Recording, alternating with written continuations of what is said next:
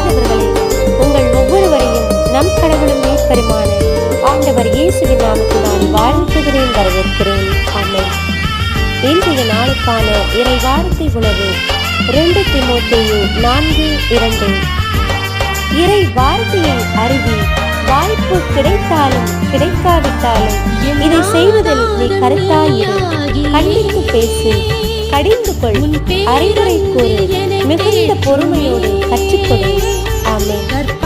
கிறிஸ்துவில் பிரியமானவர்களே, ஆண்டவர் இயேசு விரும்புகிற ஒரு காரியம் நம் அனைவருமே இறைவார்த்தையை அறிவிக்க வேண்டும். நமக்கு வாய்ப்புகள் கிடைத்தாலும் கிடைக்காவிட்டாலும் இதை நீ செய்வதில் கருத்தாய் இருக்க வேண்டும் என்று பொறுமையோடு கற்றுக் கொடுக்க வேண்டும் என்று கற்றுக்கொள்ள இந்த கற்றலின்படி நம்முடைய பயணத்தை தொடர்ந்து